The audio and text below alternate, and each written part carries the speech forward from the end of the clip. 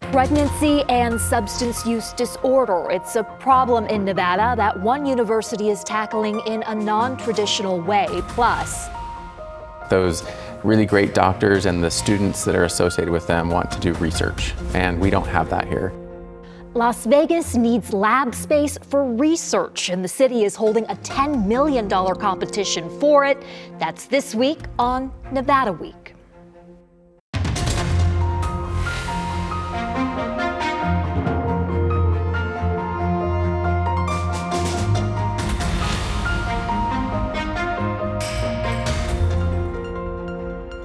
Support for Nevada Week is provided by Senator William H. Hernstedt. Welcome to Nevada Week. I'm Amber Renee Dixon. September is National Recovery Month, and its purpose is to promote new evidence-based treatment and recovery practices. With drug overdose a leading cause of maternal mortality in Nevada, Roseman University is focused on helping pregnant and postpartum women struggling with substance use disorder. Roseman says unlike other programs, though, theirs starts by addressing basic needs. And if a patient relapses, they do not automatically discharge them. That program is called Empowered, and here to explain how needed it is in Nevada are Dr. Farzad Kamyar, assistant professor at Roseman University College of Medicine, and Amani Wilson, program coordinator at Empowered at Roseman University College of Medicine. Thank you both for joining Nevada Week. Thank you for having us. Thank you. And Amani, not only are you a program coordinator, but you are also a former patient at Empowered. Will you tell our viewers about your struggle with addiction? Yes, so my struggle with addiction started end of 2018, and I spent a whole year trying to figure out how to reach out for help. Addiction in my family, it was kind of like a taboo type of ordeal. Nobody used any kind of substances. So for me to have a substance use disorder or be addicted to a drug at that time was like, what do we do? So eventually, a lot of things happened and it ended up coming out about my addiction. So looking for help was the hardest thing. I spent a lot of time looking for rehabs, but I guess I didn't have the right insurance at the time. So that was very trying. Throughout that time, I ended up becoming homeless. As well as being homeless, I found out I was pregnant with my daughter. And I was at Help of Southern Nevada waiting in line for their housing program. And I met this young lady and she was like, oh, you're pregnant? And I'm like, yeah. She goes, I just delivered my daughter and I used this program called Empowered. You should go to them. They have lots of resources and they will really help you. And you had disclosed to her that you were using Yes, at the time? yes. That was kind of how our conversation started. And so she gave me the number and I ended up calling, and that was, I want to say around, I called a little bit before May, and they were in transition. They were going from Dignity to Roseman University.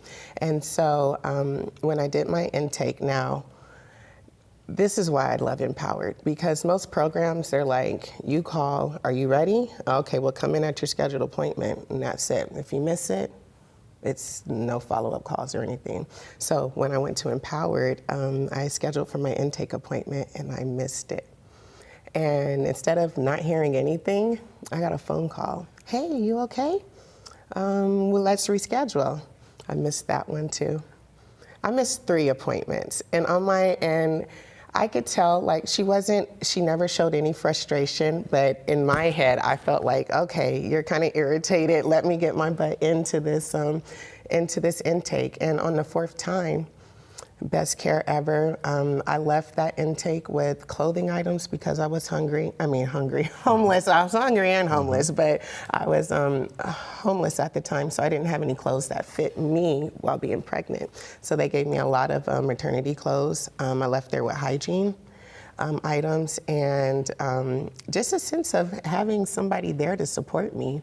And when they transitioned to Roseman University, that's when they had therapy. They had everything there. And so when they transitioned, I already delivered my daughter, and my daughter was in the NICU. And they gave me bus passes to be able to get to and from the NICU to see my daughter, which was a blessing because, granted, as a mom, you're gonna do any and everything you need to, but having those few extra hours of sleep, absolutely amazing to be able to have that bus pass. And I remember them dropping it off at the hospital for me so I can go see my daughter, and just those steps and going into their therapy treatment. Now, my favorite piece is the peer support that they have.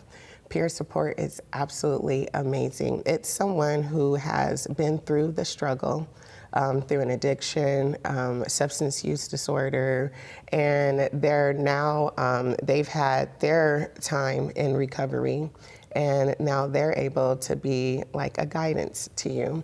I used to call my peer support. She started at 6 in the morning. I called her every morning at 6, if not 5:59 every morning, to just tell her about my day, tell her about what transpired over the night. It's a lot of drama in that world. And so, and she would talk to me. She would make me feel like, you're worth it, because a lot of the times your mind plays tricks on you and you start to feel like, what am I doing this for? I'm never going to, I'll probably just keep in this state of relapse. You know, you start to wonder that. And then you wonder, am I ever going to get my child back? Because in my addiction, I did lose guardianship over my oldest son. And so you start to, and just having that encouragement, having people to give you, help you think things through. Well, if you keep using this, if you don't use, you can have this, and just keeping you on track. I do love that key aspect. Where do you stand now with your children? Actually, they're both home with me. It's such a blessing. I'm truly blessed with the gift of being able to raise my two children, honestly. Dr. Kamyar, around this time that Amani was finding empowered, where were you? What were you seeing? Yeah, so we were seeing all the effects of an epidemic, right? An epidemic of substance use disorders. Most recently, we're calling it sort of the opioid epidemic. So we were seeing what we call morbidity and mortality. Ooh, but what that means is like death and destruction. That's what that means. So all sorts of really horrible health outcomes, not only for pregnant individual mom, but also for a baby, right? Whether in utero, like during pregnancy, or afterward. And so that's what sort of led to various programs being started, particularly Empowered, to try to mitigate or lessen those effects of substance use. Why then? Because it was so prevalent. It was so prevalent. And why? Why do you think? Yeah, times weren't looking too good, right? And accessibility, I mean, it's multifactorial, right? So substance use is multifactorial, whether it's, you know, the genes that make you up, right? That we think provide maybe 50% of the risk factor, but then there's all sorts of things like environmental factors, the substances at play. And we were going through a period starting, let's call it 90s, but let's say 2000s is when it really took off, this thing of the most recent phase of the opioid epidemic. And it really skyrocketed with just prescription opioid use. Individuals who are presenting, right, for some sort of ailments, they get prescribed an opioid. And unfortunately, the rest can be history when it comes to developing a substance use disorder.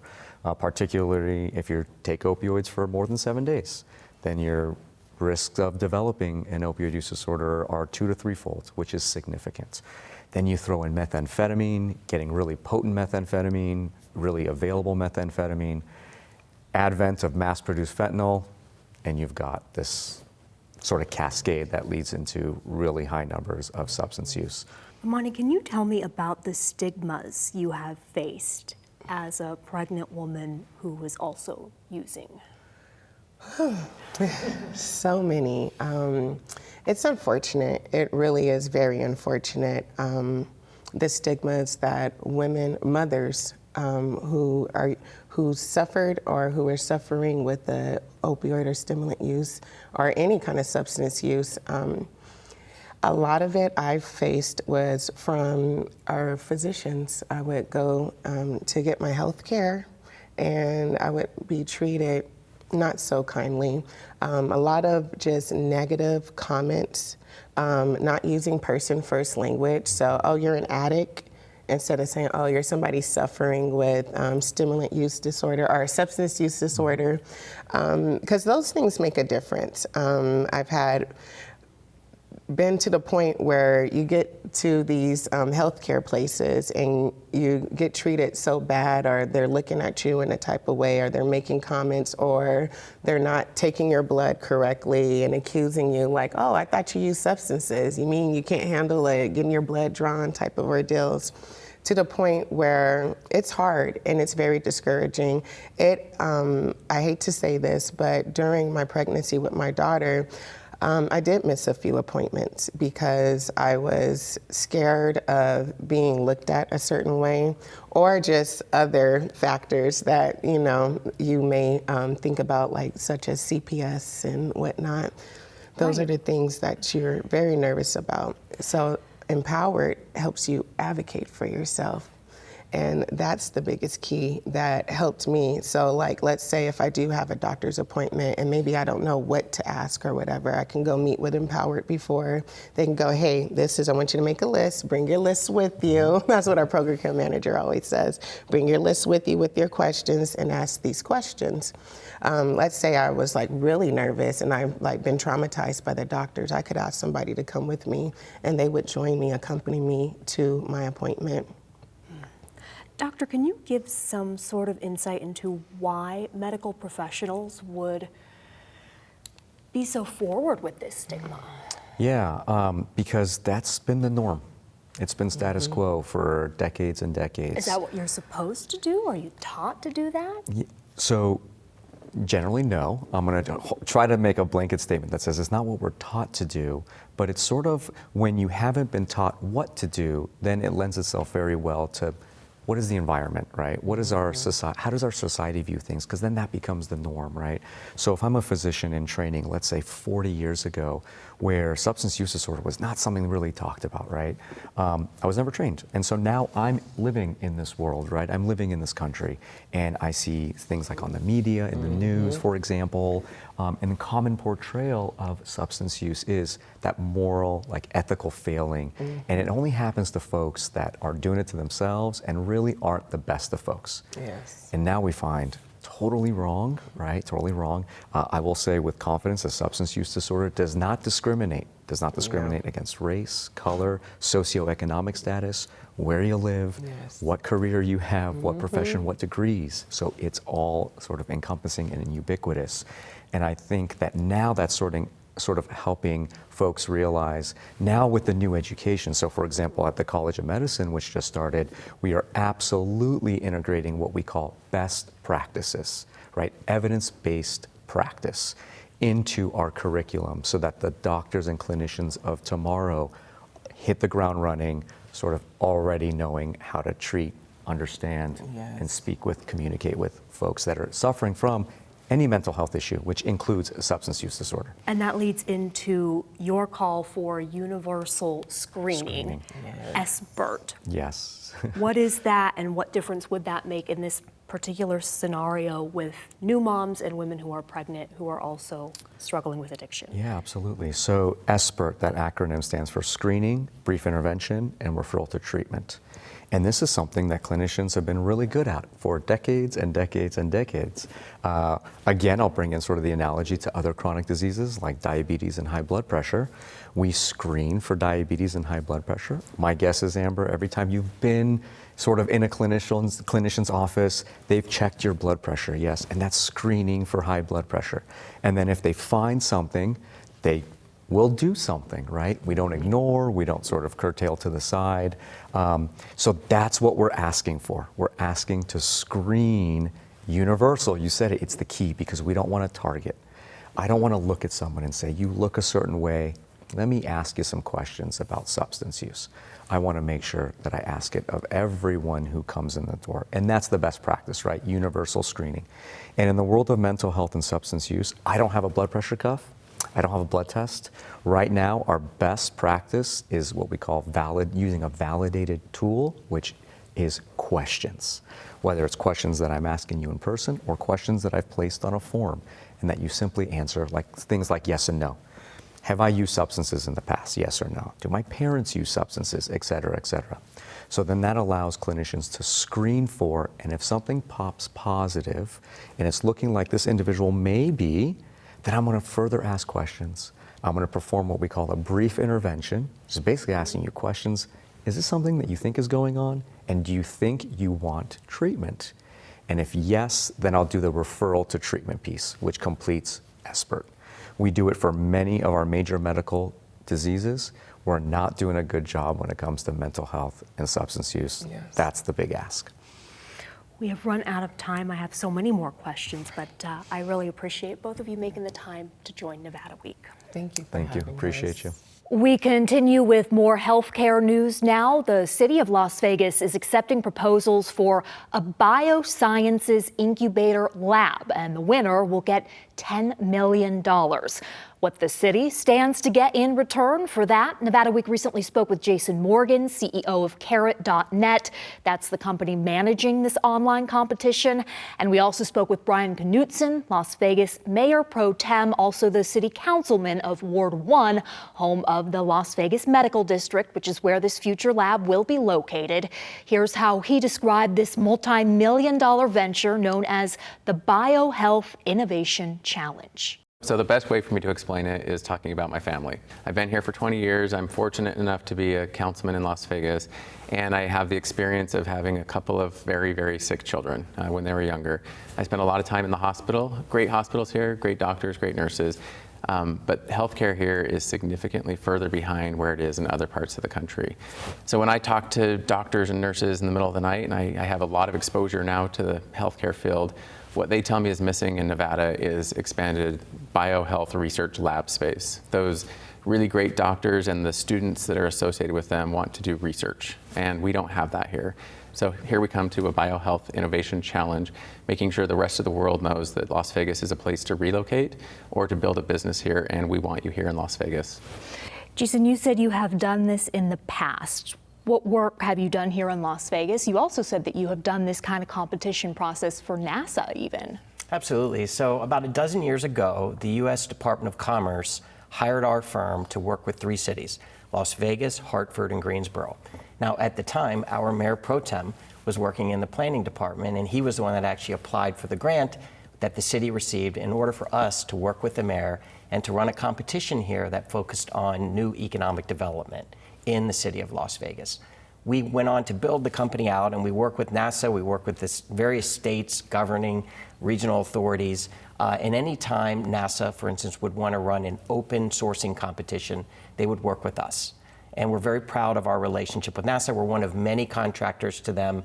But I think generally, whether you're talking about local government issues or national government issues, the theme here is that more competition is better than less. And so we run these competitions, and we hope to bring in new talent, new technologies to help cities solve problems. Mayor Pro Tem, we were talking off camera ahead of this, and you asked me about the Las Vegas Global Economic Alliance, which is promoting this industry, wants it as part of economic diversification. But in that overall goal, brought in several companies from out of state and I think tried to woo them into moving to Las Vegas. How is this like that or not like that? So the LVGEA, they created healthcare as a vertical because if Las Vegas were to go into another recession, which we've experienced that many times, healthcare is the most stable economy next to gaming. So you want to have an active, vibrant healthcare industry. The Locate was part of the LVGA, and all the cities and county contributed to recruiting some of the biggest companies around the world to think about relocating to Las Vegas. 8 of the 15 companies were healthcare related. We know the world is thinking about Las Vegas because of a variety of reasons. Some of it's our healthcare indicators, some of it's our aging population. The sports industry in particular creates a mecca for healthcare to think about. Why would you come to Las Vegas? Well, we now have all kinds of sports teams. We have youth in sports, and it's a major conversation starter. So of those 15 companies, I know they're still thinking about Las Vegas, but I don't think we should be wooing them. I think they should be wooing us. We just need to let them know that we're interested. And that's what this competition is about, is letting those biohealth firms around the world know that Vegas is here to stay, and this is a place to come and do business. And Jason, how are you getting that message out worldwide? What's nice about our outreach and engagement strategy strategy is that there's a backstop.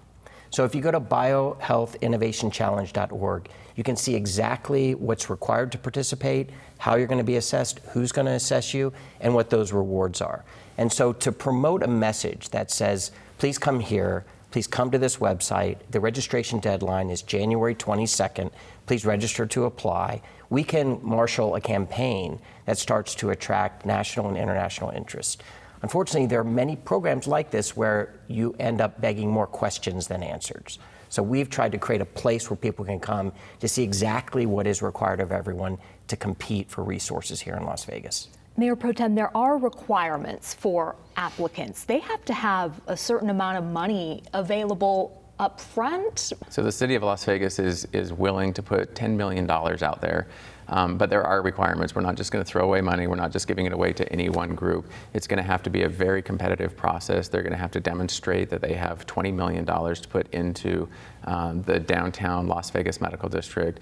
And we want to figure out how we can leverage our $10 million with their $20 million to bring about a better healthcare experience for Nevadans. So how competitive do you expect this to be? How many applicants, for example? Our hope is 25 applicants, but let me tell you this, I'm very excited. The city just signed a deal 2 months ago with Nevada State University because they heard about what we're doing and they wanted to be a part of the downtown medical district. So they'll be launching brand new undergraduate degree programs for people to enter into the healthcare field.